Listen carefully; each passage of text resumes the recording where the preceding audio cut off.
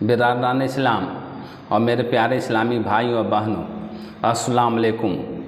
अल्लाह ताला ने हमको इस दुनिया में पैदा किया है अपनी बंदगी बजा लाने के लिए, और अल्लाह ताला ये देखना चाहता है कि हमारा बंदा हमारी बातों को मानता है या नहीं मानता है।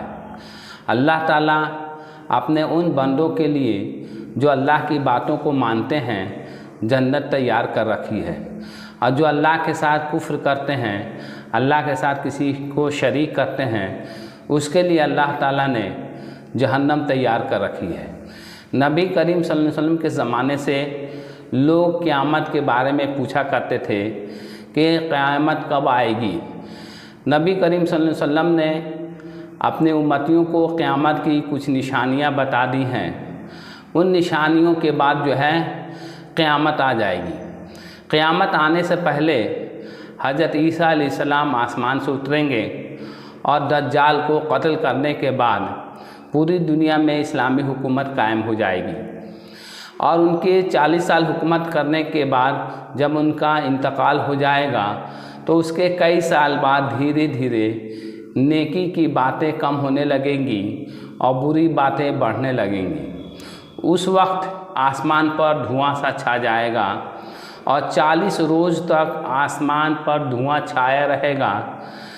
ये धुआं ज़मीन पर बरसेगा जिससे मुसलमानों को ज़ुकाम हो जाएगी और काफिरों पर बेहोशी तारी कर देगी।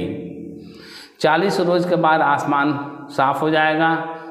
उसी ज़माने के करीब बकरीद का महीना होगा। 10वीं तारीख के बाद अचानक एक रात इतनी लंबी होगी कि मुसाफिरों का दिल घबरा जाएगा। बच्चे सोते सोते उकता जाएंगे। चौपाए जानवर जंगल में चरने के लिए चिल्लाने लगेंगे और किसी तरह सुबह ही ना होगी। यहाँ तक कि तमाम आदमी डर और घबराहट से बेकरार हो जाएंगे। उस वक्त सूरज थोड़ी सी रोशनी लिए हुए जैसे ग्रहण के वक्त होता है पश्चिम से निकलेगा। उस वक्त किसी का ईमान या तौबा कबूल नहीं होगी। जब सूरज इतना ऊंचा हो जाएगा जैसा कि दोपहर से पहले होता है, फिर खुदाए ताला के हुक्म से मगरिब ही की तरफ यानी पश्चिम ही की तरफ लौटेगा और उसके बाद दस्तूर के मुआफिक सूरज पूरब से निकलेगा और पश्चिम की तरफ डूबता रहेगा। लेकिन जब पश्चिम से निकला उसके बाद से किसी का भी ईमान कबूल नहीं होगा। इसलिए नबी करीम सल्लल्लाहु अलैहि वसल्लम ने अपने उम्मतियों को बता दिया है कि पश्चिम से सूरज निकलने से पहले पहले हमको ईमान पे कायम रह जाना चाहिए और हमें तौबा इस्तग़फ़ार कर लेनी चाहिए ताकि हमारी आखिरत और दुनिया दोनों बनी रहे। लेकिन जब पश्चिम से सूरज निकल जाएगा तो किसी कीमत पे भी आपके तौबा या आपका ईमान लाना मकबूल नहीं होगा। इसलिए ये नबी करीम सल्लल्लाहु अलैहि वसल्लम की ये निशानियां हैं जो क़यामत को उन्होंने बताई है।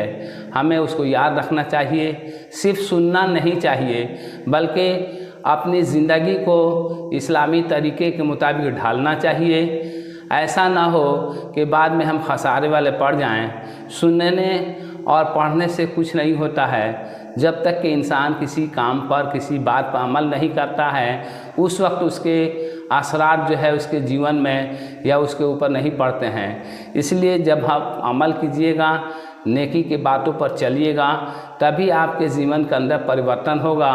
वरना आप पढ़ लिया, सुन लिया और उस पर अमल नहीं किया तो समझ लीजिए कोई फ़ायदा नहीं है। वो ऐसा ही है जैसे किसी डॉक्टर ने कोई नुस्खा लिखा और नुस्खा लिखकर आपको दे दिया, लेकिन आपने उस नुस्खे के मुताबिक दवा नहीं खाई, अमल नहीं किया, तो वो नुस्खा लिखने से डॉक्टर को कोई फ़ायदा आपको नहीं होगा। यानी वो डॉक्टर नुस्खा आपके लिए लिखा, लेकिन जब तक उस पर अमल नहीं कीजिएगा, दवा नहीं खाइएगा, तो वो नुस्खा आपके लिए कोई फ़ायदेमंद नहीं होगा।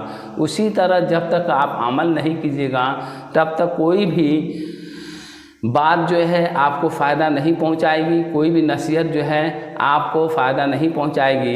इसलिए मेरे इस वीडियो को लाइक कीजिए, शेयर कीजिए और वो दिन आने से पहले पहले आप ईमानदार बन जाइए, ईमान पे कायम हो जाइए, तौबा इस्तग़फ़ार कर लीजिए और जो है सच्चे दिल से तौबा इस्तग़फ़ार कर लीजिए ताकि आपकी दुनिया आखिरत बनी रहे।